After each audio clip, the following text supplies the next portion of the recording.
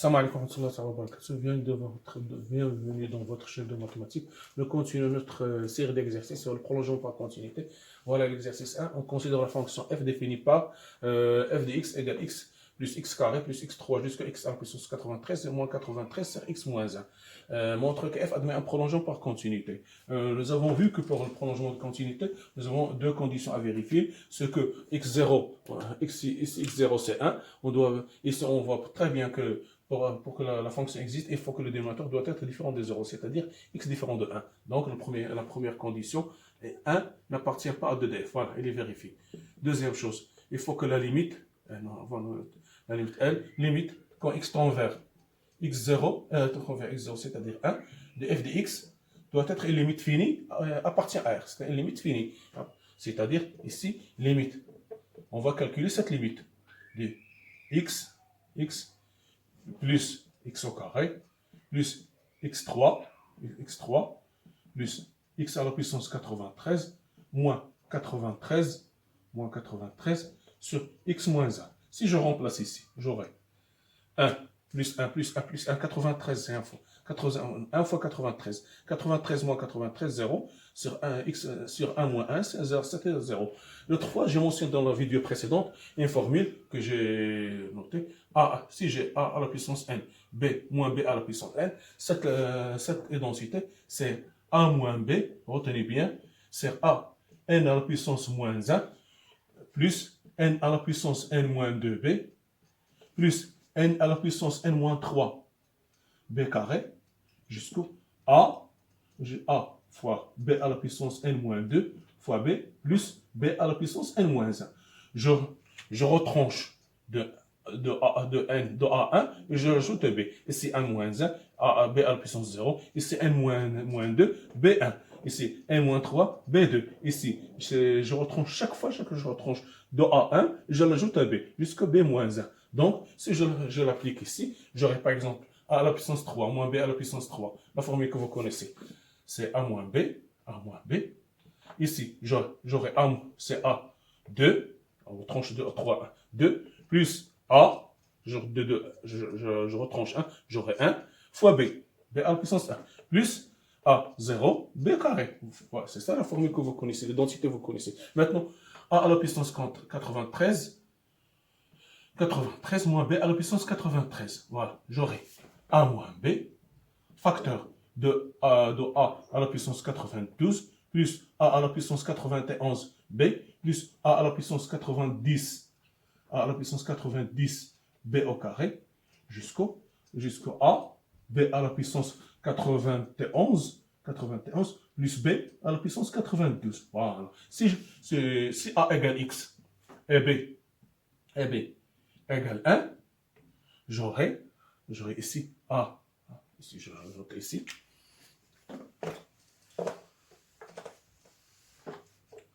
x à la puissance 93 moins 1, j'aurai x moins 1, facteur de x à la puissance 92, plus x à la puissance 91, plus x à plus 1.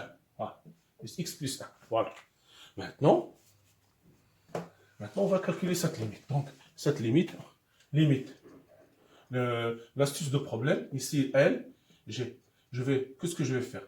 J'ai x plus x au carré, plus x3, j'ai x à la puissance 93, moins 93 sur x moins 1. Voilà. Qu'est-ce que je vais faire?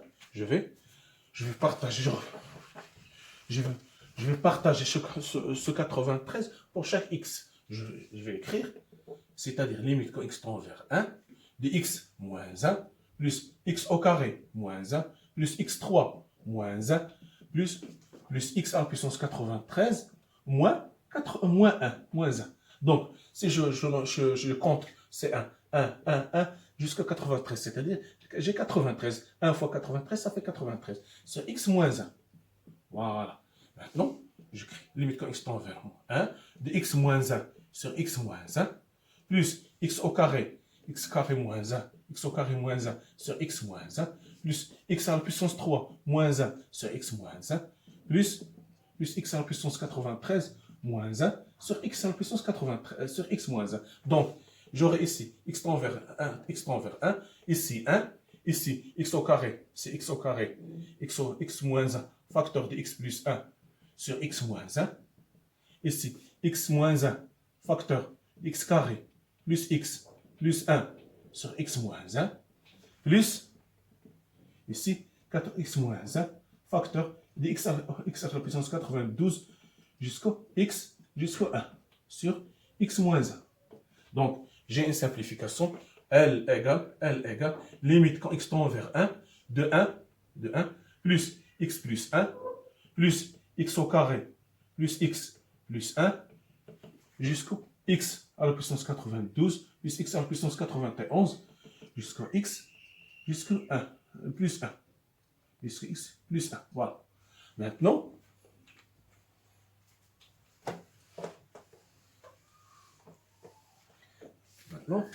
je vais remplacer x par ça. J'aurai cette limite L égale 1. Ici, x plus 1, ça fait 2. Ici, combien? Ça fait 3. Plus 4. Plus 93. Plus ici, je compte, j'aurai 93. X plus x plus x plus x, 1 plus 1 plus 1, je remplace x par 1. J'aurai 1, c'est jusqu'à 93. D'accord. Maintenant, vous connaissez. On voit très bien maintenant, c'est le problème résolu. Seulement, il faut connaître la formule de Gauss que vous avez vue dans le premier. Si nous avons une suite arithmétique S1, une somme de suites arithmétiques 1 plus 2, plus 3, plus n, ça donne n, facteur de n plus 1, sur 2. Voilà. D'accord? C'est la formule de Gauss pour la somme des suites arithmétiques. Donc, L égale, ici n c'est 93. Donc, n, je remplace n jusqu'à 4. N, c'est 93 fois 93 plus 1 sur 2, c'est-à-dire 93 fois 94 sur 2, c'est-à-dire 93 fois 47. Je pense que ça donne 4371. Si je ne me trompe pas au calcul, 4371. Donc, la fonction f admet un prolongement par continuité en 1 donné par g de 1, g de x égale f de x, si x différent de x différent, si x différent de 1, g de 1 égale 4371. Voilà, c'est ça le problème, le premier résumé. Vous voyez bien, c'est un exercice qui est très intéressant, fait appel à beaucoup de choses. C'est très intéressant, c'est un exercice classique, vous devez connaître ces formules, ainsi que la formule de Gauss pour les suites arithmétiques. Maintenant, on passe au deuxième exercice. Nous avons exercice 2. Exercice 2, nous avons f de x est défini par égale 204, 1 moins x, tangente de pi sur 2, c'est fois x. Voilà. Pour que les tangentes existent, quel que soit, pour que tangente x existe, je vais faire rappel, il faut que x doit être de pi sur 2 plus kp. Pi sur 2 plus kp. Pi sur 2 plus kp. Parce que là, donc, j'ai ici x0, c'est toujours le prolongement en 1. Toujours en 1. Pour que, on voit bien, si on remplace ici, j'aurai tangente 1x, ça fait, pour x 1, ici il n'y a pas de problème, mais ici, tangente pi sur dx, ça donne tangente pi sur 2 qui n'existe pas. Donc, alors, x1 n'appartient pas à DDF, la première condition. 1 n'appartient pas à DDF. Voilà. Maintenant, ce que je vais faire, c'est que je remplace, j'aurai une forme indéterminée. J'ai ici 0, et j'aurai ici l'infini. 0 fois l'infini, ça donne forme indéterminée. Alors que ce que je vais faire un changement de variable. Posons par exemple t égale 1 plus x. 1 plus x. Voilà. T égale 1 plus x. Ce t tend vers ce qui implique que x égale 1 moins t. X égale 1 moins t. 1. pardon, notons t, x égale t1 plus t. X, et notons x égale 1 plus t. 1 plus t. Pour simplifier, pour ne pas prendre beaucoup de calculs. 1 plus t. Donc, ce qui implique que t égale 1 moins x. 1 moins x. Voilà. Voilà. Je remplace ici. J'aurai donc limite quand x tend vers 1. Tend vers 1. Directement on remplace t. T tend vers 0. Ici, j'aurai, pour que x tend vers 1, x tend vers 1 implique que t tend vers 0. Pour avoir 1, il faut que t égale 0. Donc, tend vers 0, de 204 de f de x, je vais noter 204, fois 1 moins x, ça fait t, fois tangente, x 1 pi sur 2, facteur de 1 plus t. Voilà. 1 plus t. Donc, j'aurai égal limite quand t tend vers 0 de 204 tangente pi sur 2 plus pi sur 2 t. Voilà. Ici t. Pi sur 2, pardon, oui, c'est 1 moins x, ça fait ça fait, pardon, ici moins t. Moins t. J'aurai ici x plus 1, ça fait 1 moins x t plus 1, ça fait ici ce qui implique que moins t égale 1 moins x. Moins t égale 1 moins x. Donc j'aurai ici moins t. Donc ici j'aurai tangente, rappel, tangente de pi sur 2 plus alpha égale moins cotangente alpha, c'est-à-dire moins 1, c'est moins cotangente alpha, c'est-à-dire égal moins 1 sur tangente alpha. Le cotangente, c'est l'inverse de tangente. Moins 1 sur tangente alpha. Donc, j'aurai ici. Voilà. Donc, ça fait L égale limite quand t tend vers 0. Voilà. De moins 204 t. Ici, j'aurai moins 1. Tangente, ça fait sur moins 1 sur tangente de p sur 2 t. Voilà. Donc, c'est-à-dire, je vais faire ça. Donc, ça donne limite ton t vers 0 de 204 t sur 1 sur tangente t pi sur 2 t. Voilà. Donc, voilà. Maintenant, c'est très facile. Donc, L égale limite quand t tend vers 0 de 204 t. Ici, j'ai 1 tangente pi sur 2 t sur, qu'est-ce que je vais faire? Je vais diviser ici par pi sur 2 t fois pi sur 2 t. D'accord. Pour avoir le même angle. L'angle, c'est le même angle ici. Pi sur t qui tend vers 0, c'est la même chose.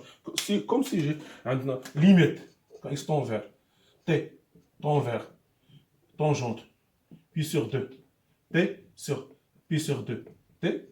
Je peux poser par exemple h égale pi sur 2 t qui tend vers 0 quand t tend vers 0, c'est-à-dire égale limite quand h tend vers 0 de tangente h sur h qui est égal à 1. C'est une limite usuelle. Limite quelque chose, toujours la limite quand h tend vers 0 de tangente h sur h égale 1. Donc, j'aurai ici 1. Ici, je vais simplifier t par t. Ça va me rester ici. Donc, j'aurai 204. Ici, il me reste ici 1 sur pi sur 2. Voilà. Donc, ici, ça donne 1, c'est-à-dire de 408 sur pi. Voilà. Je vais monter en haut. J'aurai ceci égal 204 fois 2 sur pi, c'est-à-dire 408 sur pi. Voilà. J'ai multiplié ici pour avoir la même cotangente alpha pour alpha. J'ai multiplié ici, j'ai multiplié en haut, en bas. Bon, puis j'ai simplifié par t. Il me reste ici pi sur 2 sur pi sur 2. Ici, ça donne 1. Donc, je fais monter le 2. Ça donne 408 sur pi. Donc, f, admet. Donc, f admet un prolongement par continuité, par continuité en 1 donné par g de x égale f de x, c'est x différent de 1, et g de 1 égale 408 sur pi. Voilà. Et ça, c'est ça donc c'est ça le prolongement par continuité. On passe au dernier exercice.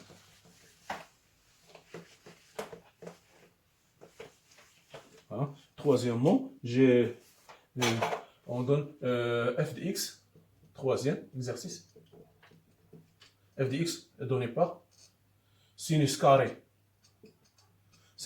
x sur racine de 2 moins racine de 1 moins cosinus x avec x0 égale 0. Voilà. Maintenant, on voit très bien, c'est rangé.